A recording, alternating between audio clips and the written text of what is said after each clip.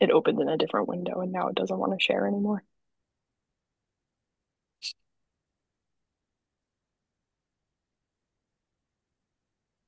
Hmm.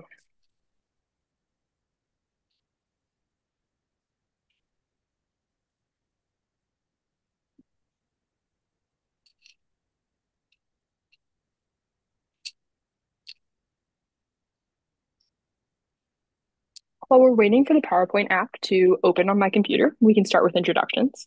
So, my name is Shay.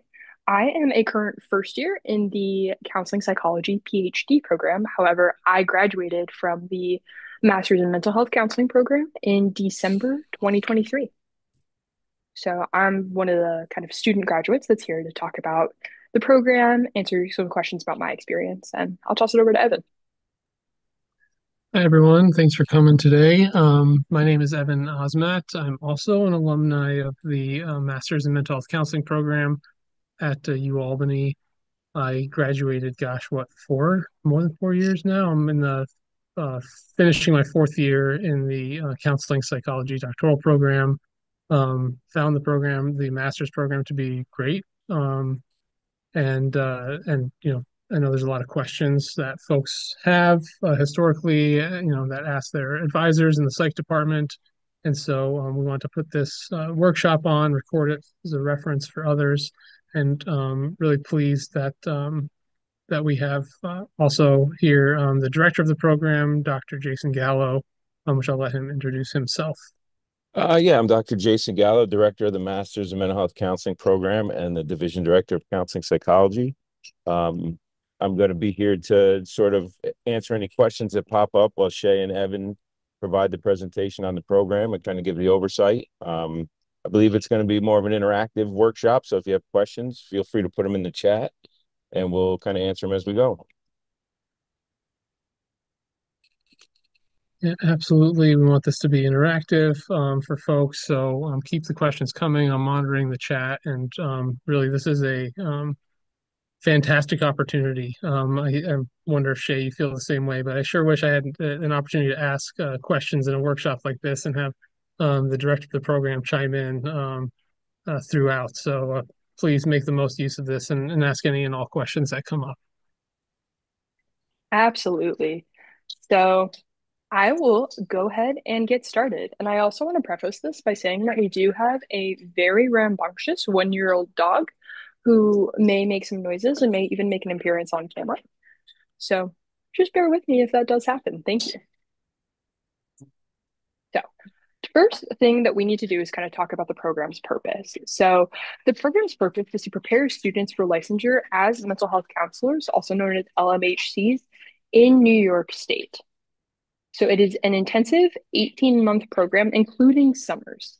So you start in year one and then you graduate in December, about a year and a half later. So over the summer, you start in May online and then you go to December year two.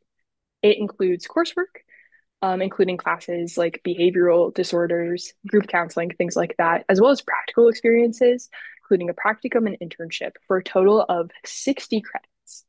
And the goal of the program is to prepare graduates to work in careers in human services agencies, wellness companies, healthcare organizations, community-based nonprofits, which is a setting that I worked in after I graduated, as well as private practice and schools. And if you are interested in going on to even more education, like Evan and I were, you'll be prepared for a PhD program. So the program of study or the coursework, it's broken down into these categories. So you'll do behavioral science studies. You'll start with lifespan human development.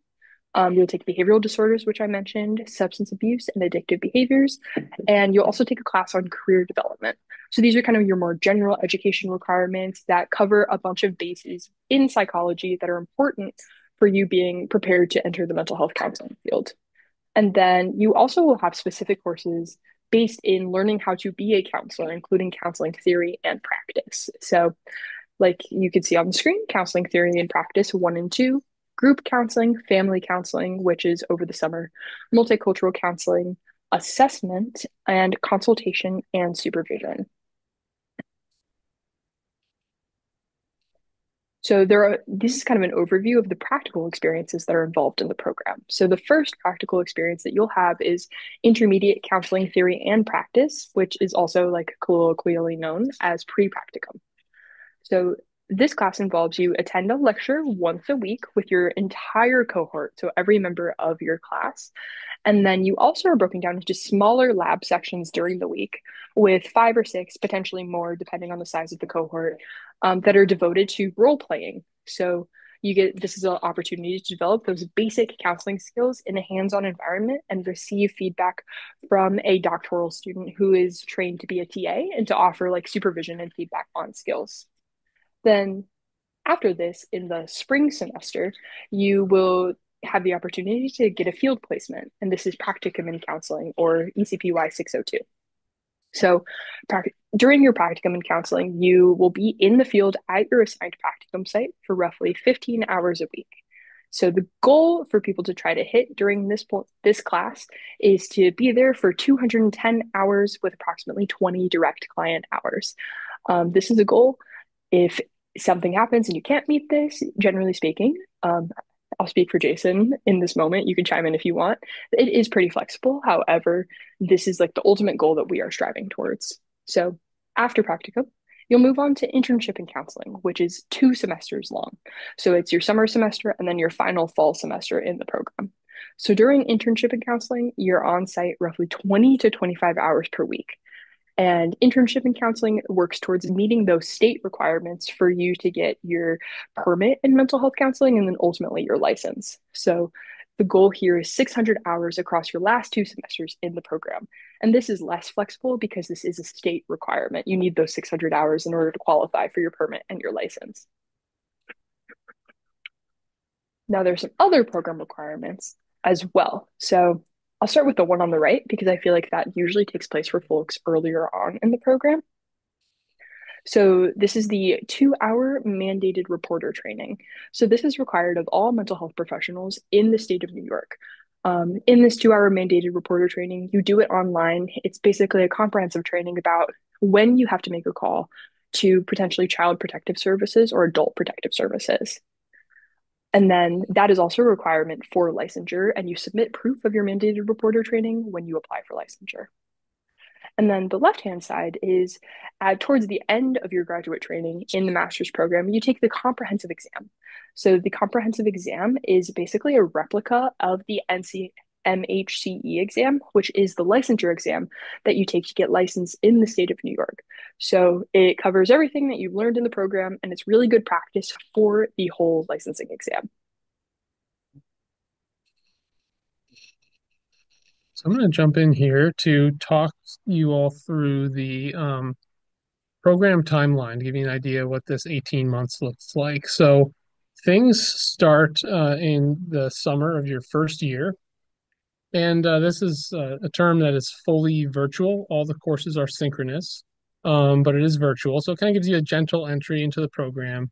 You'll be taking those classes online, focusing on a lot of foundational content. No field placement at this point in the program. So it's a good time to just get oriented to the coursework and what's coming ahead. So by the fall of your first year, you're going to be continuing with in-person classes. And as Shay mentioned, you'll be taking that pre-practicum course, which has a course element as well as the lab element, where you're sort of practicing counseling skills, getting feedback, learning about suicide risk assessments, and all those important things that you'll need in your placements.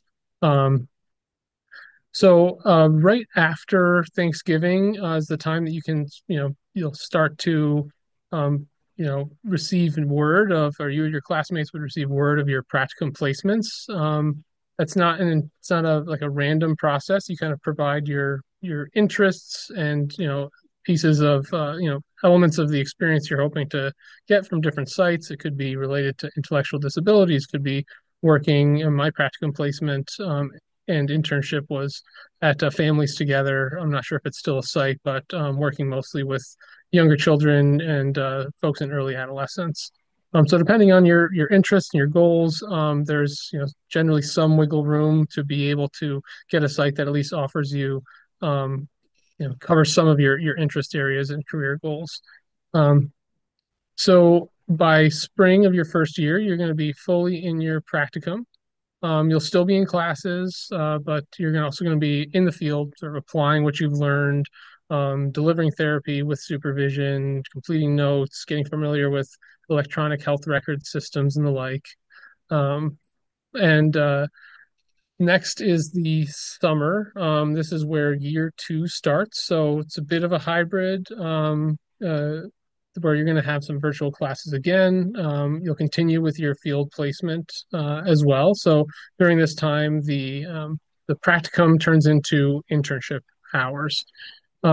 So you can sort of think of this as a natural extension of your practicum experience, just at a slightly more advanced level. You're going to be expected to be doing more hours. You're going to be expected at your sites to be a little bit more independent, not needing as much direct supervision during your day to day.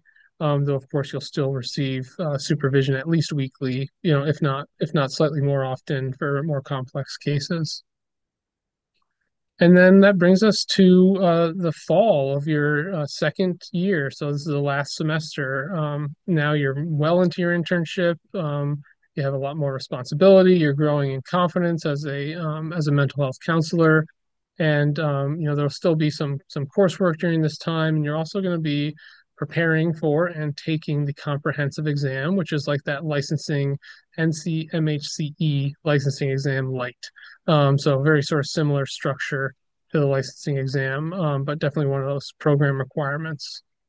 And last but not least, you'll graduate in December of your year two. So at that point, you'll be ready to apply for a limited permit, send out some job applications to begin working under supervision, under a supervisor's license, and start preparing for taking the real licensing exam, which is one of those final steps, becoming a licensed mental health counselor um, in New York State. And so the program is geared towards New York State licensure specifically, but that's not to say that folks interested in moving or going to get licensed in other states can't be in the program. It just means that it's a good idea to look into those state requirements for hours or courses to see how they differ from the New York State requirements and make sure that you're planning ahead. So if you need more hours or you need an additional course, that you take care of that, so that you don't end up in a tough spot trying to apply for a license in another state.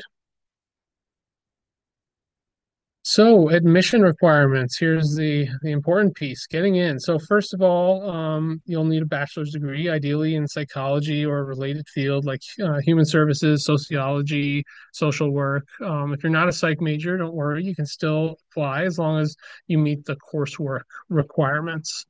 Um, so other pieces that the program is looking for in ideal candidates is a really strong undergraduate GPA, just to really help ensure that you're ready for the academic rigor of graduate level work. You will need at least 15 undergraduate credits in psychology, as I mentioned, as long as you meet those requirements, even if your major is in psych. So includes some specific courses rather, that you'll see here. So of course, these are, foundational topics that'll prepare you for some of the more advanced material. That's why it's a requirement. Last I checked, Jason, jump in and correct me if I'm wrong. The graduate record exam, the GRE, is also required for just being admitted to the master's program. Correct. The GRE is required. We don't have cutoff scores, meaning that if you fall below a certain number on the GRE, you have no, you're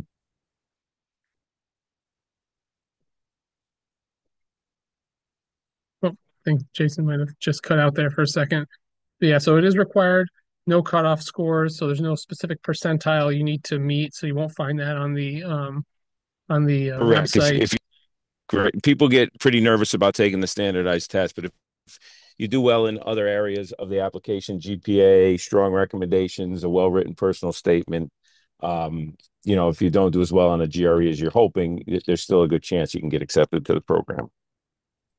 Yeah, absolutely. And that's what I have here is that the applications are reviewed holistically. So there's a lot more to a person and a student than just a standardized test score.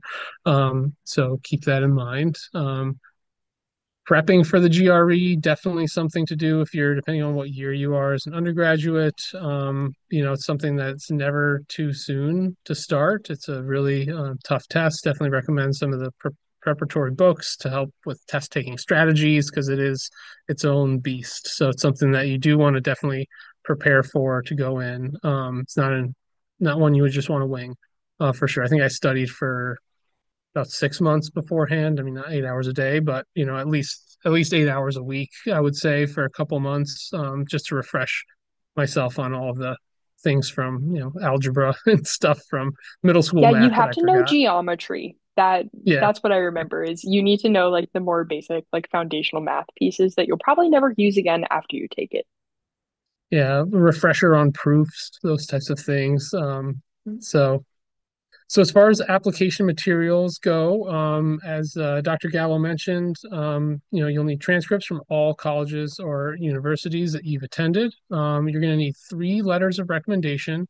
Ideally, these are from professors or supervisors or others who can speak to your academic and your professional potential, your readiness for graduate level work, um, and you'll need a statement of goals. So this is the opportunity where you can sort of tell the program, why you want to be a counselor, what draws you to the field, what you hope to achieve in the program, and in your career and life beyond after completing the program. This is a really hard essay to write. You'd think it's, somewhat simple because you're kind of writing about yourself, your own story, but how much to share, how in depth, is am I sharing too much? Am I not sharing enough? How much of my story should I put in this? It's something that's definitely challenging to navigate. And of course, you're going to want lots of folks to review it, but I want to put up here this pro tip, I think in the next animation. Um, to reach out to career services at UAlbany. So you get this for 5 years after you graduate. And they have a whole section. Is it the EAB? Yeah, through the EAB system, you can schedule an appointment just like you would with your advisor and select like resume review, cover letter review. I think there's a specific one for graduate school, preparing for graduate school, even mock interviews they'll do with you to help you get prepared. So definitely use that resource because you've already paid for it through your student fees. So highly recommend. They've helped a lot with my graduate school applications. Okay. See, next up is the combined BA/MS program. So if you're currently an undergrad at UAlbany majoring in human development or psychology, there is this opportunity that you might consider, and that is the combined BA/MS program. So here's how it works. To be eligible, you need to be currently majoring in either of those two areas, human development or psychology at UAlbany. You need to have a GPA of 3.5 or higher. So this program is designed for really strong students already in this majoring in this field who are looking to thinking ahead about their graduate study in mental health counseling, and so you can apply while you're still an undergraduate. Once you're accepted into the combined program, you're automatically accepted into the MS program as well. So you just sort of continue on. The real advantage is you can take up to 12 credits of graduate level coursework while you're still an undergrad. And so you'll be billed at the undergraduate tuition rate rather than the graduate tuition rate. So that's nice. And those credits will count towards both your bachelor's and your master's degree. So that can save you time and save you money in the long run. Also, what I noticed is I didn't do the combined program, but I noticed that folks who did, because they completed some of the courses before officially starting the program, it's possible to also have a slightly lighter course load by one course for, I think, 2 semesters, is what I remember some of the combined folks doing, which definitely helps because, during that time when you're, really getting your feet underneath you at a practicum site, it can kind of be a lot, especially, depends on how far your practicum site is. If it's a 10-minute drive, 15, 20, 30-minute drive, can sometimes be a little bit stressful at times. The coursework is, you know, it's very manageable, but it's something to consider as another benefit of this of the combined program. So applying, you'll do that in your junior year using the regular graduate application portal. So, it's important to start thinking about this option a bit earlier, especially, if you're approaching junior year or you're already there. But if you're motivated, you're focused, you're ready to dive into graduate level work a little bit early, this is a great way to get a head start on your career in counseling. Um, and of course, if you're interested in something like this, I recommend you talk to your academic advisor. You can reach out to the program directly for some, more information as needed. Also use this opportunity with Dr. Gallo here in the meeting, the call with us, to ask questions about that. Lastly, here is a little bit more detail on applying. So I'm going to put the link that's on this slide in the chat for folks. So a few key dates to remember for the MS program. There's only one application deadline per year, and that is December 15th. So you want to get all of those materials that we talked about, the transcripts, 3 letters of recommendation, statement of goals. And another pro tip, don't leave the letters of recommendation to the last minute. Give your recommenders plenty of time. You don't want to get a rushed letter. So similarly for this, I think I reached out in early July to my recommenders before the application deadline, just to make sure things they had time to write me a great letter. If you're applying to the combined program, there are 2 deadlines, so it's April 1st and November 1st. And like I said before, all the applications go through the online graduate application portal, which you have the link there in the chat. Like I said, be sure to start early so you have time to gather those materials and submit everything on time. One update I want to provide for the combined programs, it is now just an April 1st deadline. Um, Okay. so that's a new streamline that graduate admissions wanted to work on, April 1st, but anytime during your junior year you can apply, and you'll be considered at the end of your junior year to begin the BAMS program if accepted for your senior year. So you can apply earlier than April 1st, but that's when the deadline is and when the applications will be reviewed to begin as seniors in the BAMS program. Gotcha. Thanks for that clarification, that Sure. recent, more updated information. That's why it's so great to have Dr. Gallo here. Otherwise, you'd have been thinking you could apply, November and here by maybe December, January. Not the case. One deadline, April 1st. So we'll definitely update that slide in the video before it goes out. Yeah, so that covers, everything that we have around about the program. Please ask questions. This is a great opportunity. Chime in, unmute, put them in the chat, and you have the link here to the program website. I'll also drop that in the chat for you in just a second.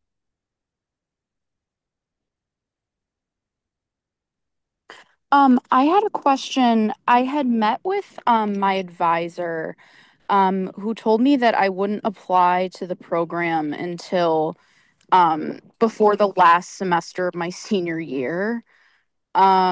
So I wasn't aware that for the combined bachelor's master's, so is it now too late to apply for that? You're finishing your junior year now? No, I have one semester left in my senior year. Just the fall semester of senior year. Yeah, correct. So okay. So why don't you email me separately and we can talk about like what the best path or what we can do with that. One thing of note as you move into, and this would be for anyone that's sort of thinking of the BAMS program, graduating in December, even if you're in the combined program, you don't become a master's student until the following summer. So if people do get accepted to the BAMS program and are considering graduating in December, you may want to spread out what you have left in the fall semester for both the fall and the spring semester and take some of the graduate level courses in the spring. But anyone with an individual kind of situation like that, that not on the typical graduation cycle of graduating in May, reach out to me individually, and why don't we set up a time to meet? Some of the advisors on campus do the best they can with keeping up to date on the information for all the different programs, but I have heard a couple not providing the information that is necessarily accurate. Again, they mean well, but maybe don't have the information. Um, so with April 1st passed, reach out to me separately, and you and I can talk about if we can still get your application in the review file. Okay, yeah, thank you so much. I really appreciate it. Sure. Would you be able to put your email in the chat? Yeah. Yep. Yeah, Okay. so I just put his email in the chat. So Okay, Jason's thank you so email is much. jgallo@albany.edu. Thanks, Shay. Thank you so much. So we have another question in the chat from Jadalyn that says, can you only apply for the MS program during junior year of undergrad? So the answer to that is no. So you apply for the combined like BA MS program. The combined program is what you apply for your junior year of undergrad. But if you're not interested in the combined program and you just want to do the master's program individually, like in the full 18-month time, you can apply for that your senior year. No problem.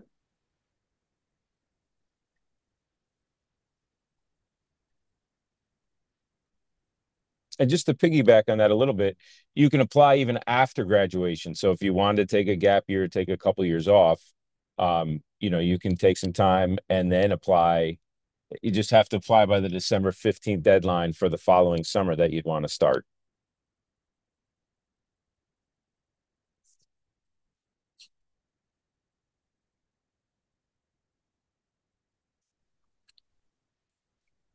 Other questions from folks?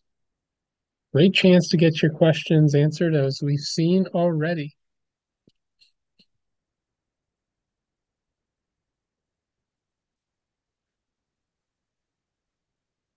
Question in the chat from Valerie: is there any way to take classes for your master's with another school while doing your bachelor's?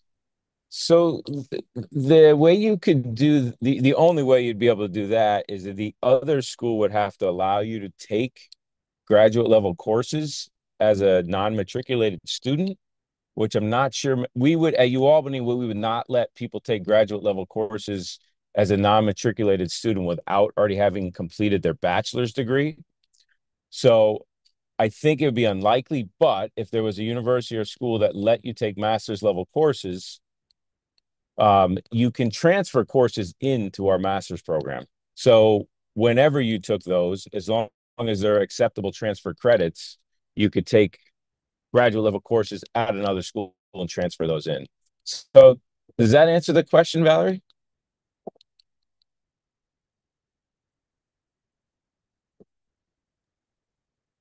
Looks like that Okay. did answer the question. Okay.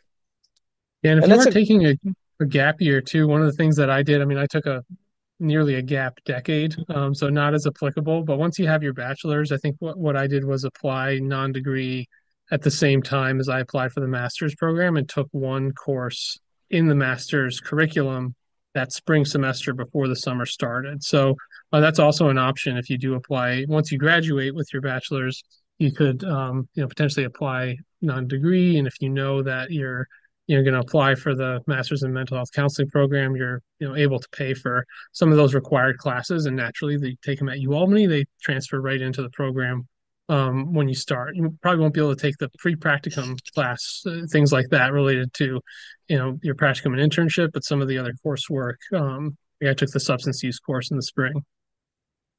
And I'll add something to that as well. If you don't do as well or you don't finish with your undergrad GPA as high as you would hope, personal reasons, things come up, people just don't do as well sometimes as they wanted to. The non-matriculated path and taking a couple graduate level courses and showing you can do well in graduate level work can help offset that lower undergrad GPA. As Evan talked about, we look at the applications holistically. So, if you take a little bit of time off, take some grad courses and do really well in those, then the undergrad GPA can counterbalance a little bit. Absolutely. So we have another question in the chat from Amy that says, are there any courses for either program, the combined or the traditional masters, available during the winter semester? No, we don't have it. We don't offer any. There's a caveat to that. So in our master's program, we don't offer any winter session courses. However, there are some courses on campus that can be taken and then used as electives for your master's degree. In addition to the courses that were on the slides, the required courses, there's three elective slots within the 60 credit master's degree. So if a development course or another graduate level course that could be used as an elective is being offered in the winter session, you could take that course and then use it towards your master's degree as one of those electives. I will say, as somebody who has recently completed the master's program, the winter break that you get is kind of your only break. Otherwise, it is pretty much back to back to back straight through the 18 months. And I think that's notable when you're considering like whether you're going to add to your course load during the winter as well.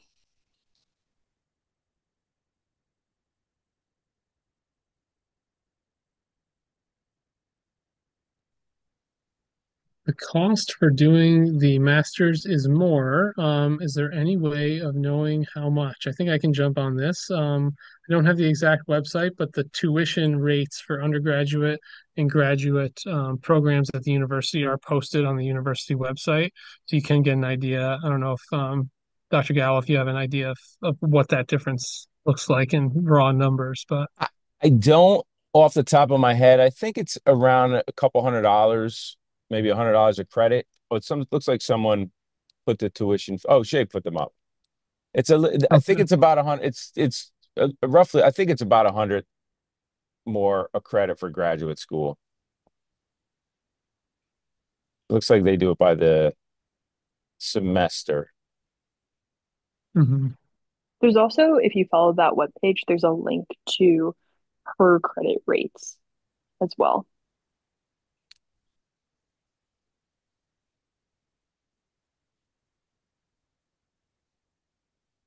No problem, Valerie.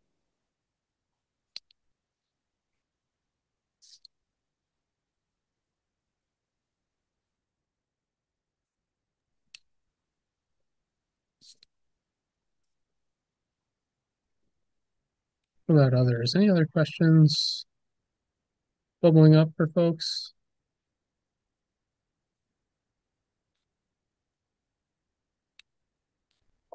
I know a common question that I've gotten from students that I've talked to about the program is, can you work during the program, particularly during like the practicum and internship components? Like, is there time to have like a part-time job? So I'll speak on that. I think that there definitely is if you manage your time correctly. That being said, I worked during my practicum and big chunks of my internship as well, because I didn't want to take out additional loans. Um, and that was very possible for me. That was something that I hadn't tended to manage. But I will say, as I stepped into internship and I had like a higher hour requirement at my site, I did end up cutting my hours to kind of strike that balance for myself within the program. So I will tell you that it is very possible to work during the program if you're looking for an additional income. But it all is about how much like you can manage your time and how much you can kind of tolerate like working. And I'll add to that, what I tell a lot of people that are ask that question when they're applying is it really comes down to flexibility with the job. And what I mean by that is our courses are only offered once a year. And when they're offered, if you want to stay on that timeline to graduate in 18 months, you have to take when they're offered at that time during the academic year. So if you have a job that allows you, and those courses are posted well in advance of the semester, if you have a job that allows you to shift your schedule around, a couple months in advance, then it's very possible because many of the courses are going to be during normal business hours. So as long as the job allows you to go to class and then come back to work or however to work around the class times, then it's possible to work and go to school and finish the degree. That was a point I was just going to jump on. I think I worked a remote sales job and could just pick up sales calls when I needed, and other folks could take them on. So I had no set schedule. That was a dream. It worked out great because when coursework, because it's not just a class schedule too. There's a lot of papers. There's still exams in a lot of the courses, and it's graduate level work, so it's not. It's a bit more challenging to say the least. It's not outside of the scope of anyone's abilities, I'm sure, who's on this call. But it does take a little bit more time and planful, sort of thoughtful approaches to the semester. And so yeah, that flexibility made keeping keeping the job that I had, a no-brainer throughout the entire program. But if there was, if I had to be on and answer calls at a specific time every day, it would have been tough. So that would be my recommendation for sure. Is make sure you negotiate with whatever work supervisor or boss you have, that you're going to need a lot of flexibility to be able to hold a job during that time. I was wondering, does the same apply for the combined bachelor's master's program, like specifically in that 1 year where you're still finishing the bachelor's program?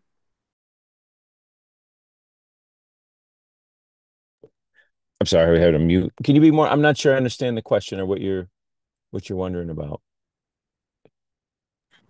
Sorry. So they were mentioning working Yep. during the master's program. So I was just wondering Oh, I got you. Yeah. if the So, same so applies. the combined program is basically it's your it's just as it's you're still considered an undergrad if you get into the combined program. So it's your last year, so senior year of undergrad, and you're allowed to take some graduate level courses if they fit in your schedule, and you automatically have acceptance to the master's program.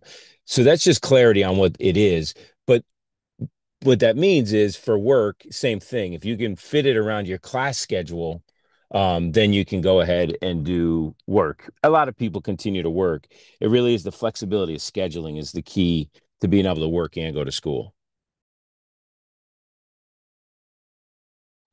Okay, thank you. And I also had another question if the GRE is required as well for the combined program. I just didn't see it on the one slide for the requirements for it. No, for the combined program, the GRE is not required. Okay, thank you so much. Sure.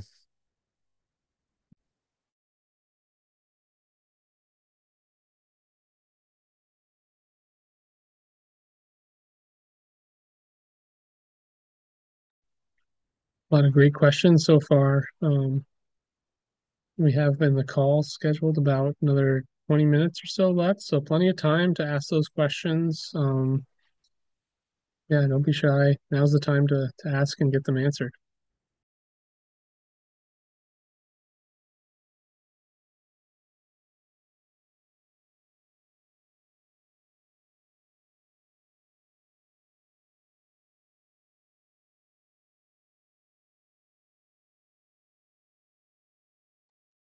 So another common question that I feel like I hear from students a lot is where can folks end up placed and how does the practicum placement process work? So I wonder, Jason, if you can kind of speak on how students get assigned to practicum and what that looks like. Sure. So the way that the practicum placements are done, as noted on the slides, in the middle of your first fall here. So after the summer classes, and then after you're started your pre-practicum, where you're doing um, role plays and things, and working on developing the counseling skills in that fall semester.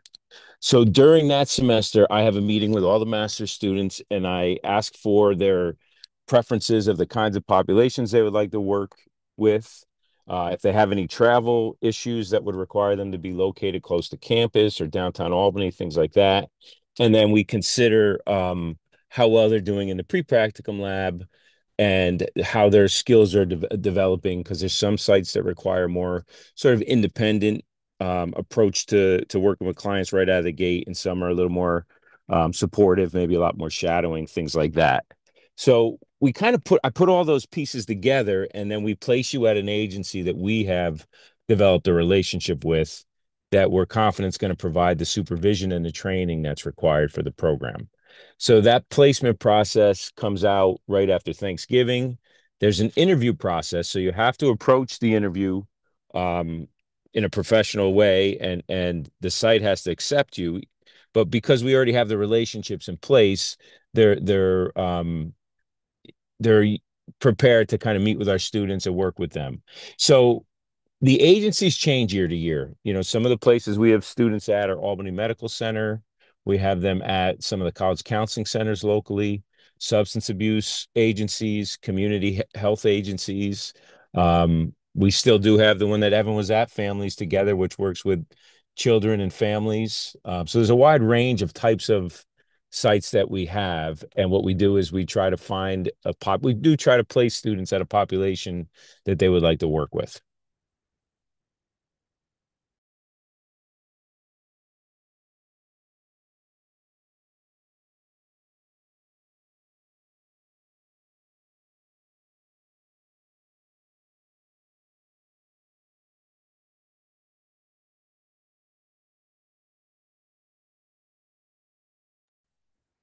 Folks are coming up with other questions for us here. I'm curious if folks would feel comfortable either unmuting or putting in the chat where they are in their undergraduate career, what they're studying, just so we can kind of get a like litmus test on, who's in who, showing up to this workshop and sort of where you are in the process. You're just exploring this. We do have a question that come in, so feel free to put those, that information in the chat. It'd be great to hear from folks who haven't chimed in already. The question, after completing the MS program, does it allow me to become a licensed therapist, or do I get that license separate after graduating? Sure, Dr. Gallo can add some additional context to this, but you don't graduate with a license, but you graduate eligible to obtain a license. And so before you obtain a license in New York State, there's an hours requirement. Dr. Gallo will be able to probably chime in with the Sure. exact hours requirement, but there are other requirements, including the exam, but you can apply right after graduating for your limited permit to work under another professional's license. Well, sort of baked in to the field is this process of your first job. No one's expecting you to have your full license. In order to get that, you need hours, so you need to have a job, sort of thing, and to get those supervision hours. Yeah, there's three pieces that are required to become a licensed mental health counselor in New York State. There is the master's degree that we would provide, or a program like ours. Then you need to do 3,000 post-degree hours. And as Evan said, those are entry-level positions. The agencies, the field is set up that the first jobs out in the field are going to be those entry-level positions that provide the 3,000 supervision hours for you to become a licensed mental health counselor. And most of the jobs are going to have built in a promotion and a raise once you complete the 3,000 hours and get licensed. The third piece you need is to pass the licensing exam. You take the licensing exam the moment you graduate with your master's degree, so you don't have to wait for the 3,000 hours to take the licensing exam. And the comprehensive exam that Shay and Evan talked about, we have it created really to provide an introduction to the licensing exam. So I know a lot of students kind of continue their preparation after the comps exam and just keep studying for the licensing exam, take that right after they graduate. And then once they complete those 3,000 supervised work hours, they become a licensed mental health counselor in New York State. And once a licensed mental health counselor, you can open private practice or work at other agencies as a licensed counselor. Right now, licensing is done state to state. There isn't one license like nationally. So obviously we're based and do have our requirements based on New York State's requirements. But for the most part, if you get our master's degree or a master's degree in New York State and meet the requirements for New York State's licensure, it's pretty portable across most state lines. The Yeah, I think other that pieces to kind of know about licensing. So for those 3,000 hours, about half of them should be direct client contact hours per the licensing board. And there are also additional opportunities to receive what's called diagnostic privilege, which is like a next step after your license. And just so to add to that, we already have a process in place.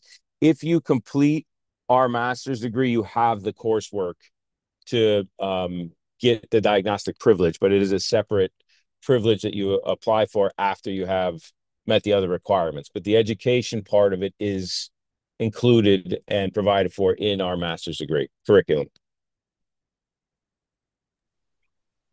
and a quick note on the licensure in other states. I'm someone who, when I started the program, I wasn't set on being in New York State until I looked at some of the requirements for the states I was interested in, which was, I think, Colorado and Oregon.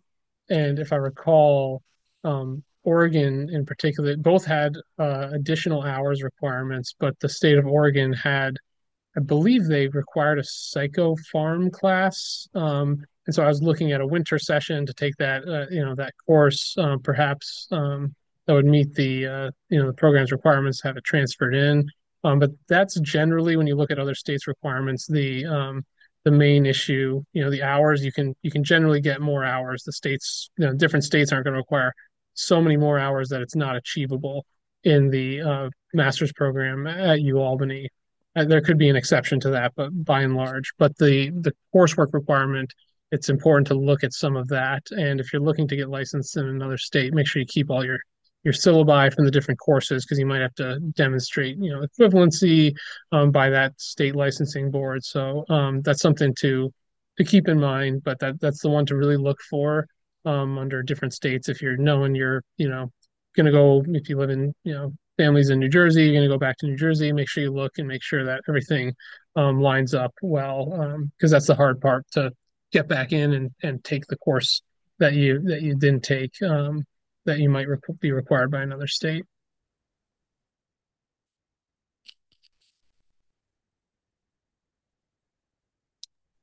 Ghislaine also Question. asked, is Yep, there go prep ahead. for the GRE and do we have to pay for it?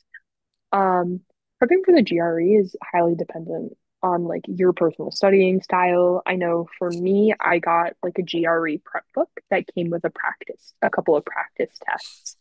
And that's something that worked for me. But there are also GRE prep classes that you can take. You do have to pay for most of those, I'm pretty sure, if not all of them. And then I cut you off, Evan. What were you gonna say?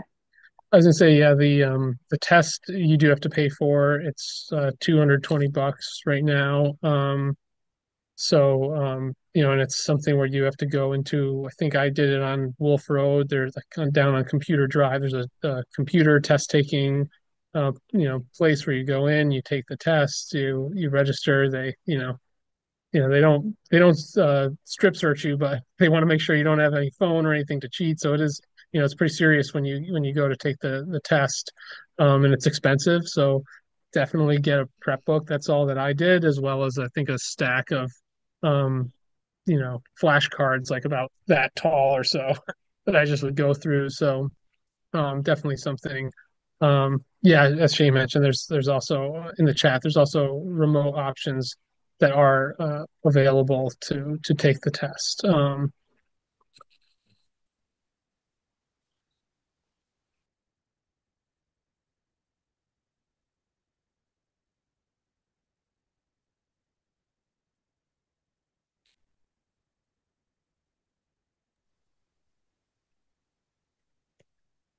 Other questions from folks, or Shay or Dr. Gallo, any other questions that you commonly have fielded that we haven't covered so far? I know we've covered a lot in this hour.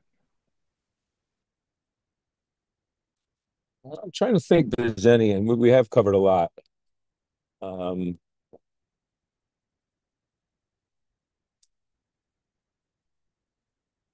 yeah, there's no additional questions that are popping in my head. I think the licensing one comes up a lot. The questions around the GRE come up a lot. It's been pretty thorough. Alrighty, then I will re-put everybody's email in the chat. Evan, could you put your email? I don't remember it off the top of my head. So Alyssa asked a final question of what Sure. GPA do we need to be eligible for the traditional master's program? So there is no mandatory like cutoff GPA for the master's program. They recommend like a strong GPA, but it is like a holistic application review process. So if you're not feeling super confident in your GPA, but you have other aspects of your application that you feel are worthwhile, then you should definitely apply. But there's no like specific minimum.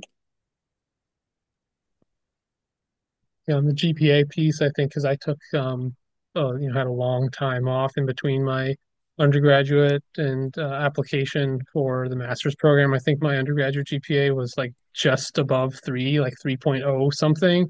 Um, and so the my pathway to program was I started doing recovery coaching for a while, addiction recovery coaching. I also worked as a substitute teacher with BOCES, worked in special ed. Had one of my letters of recommendation was the principal of the school that I worked with, and did some volunteering with hospice and palliative care.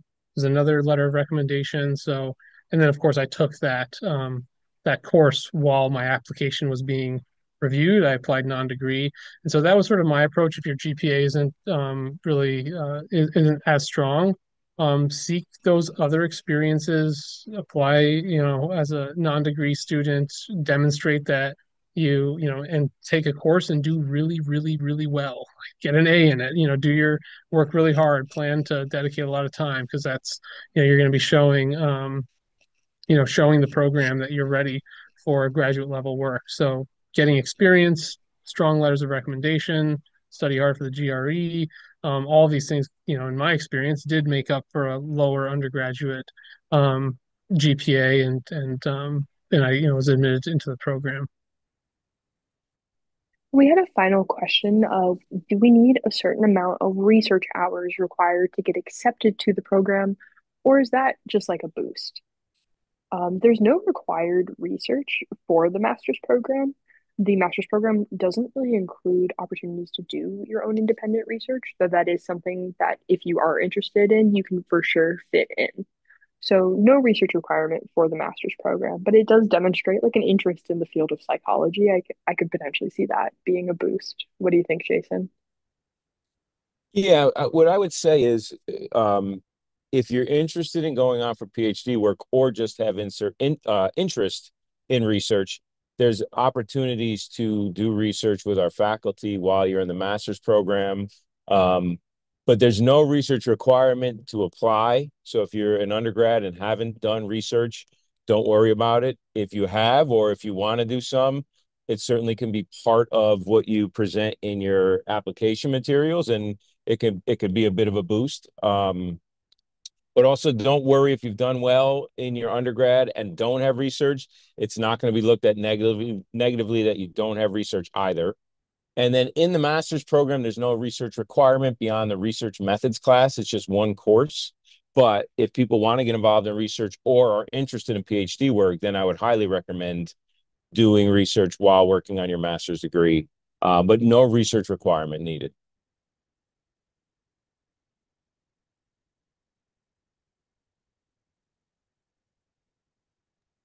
Alrighty, then we'll go ahead and wrap up. Thank you guys so much for coming. We'll stick around for a little bit longer if there are any final questions, but otherwise, we appreciate y'all spending your evening with us. And thank you, Shay and Evan, for the well put together presentation. Absolutely. No, Thanks for no being problem. here and for answering all those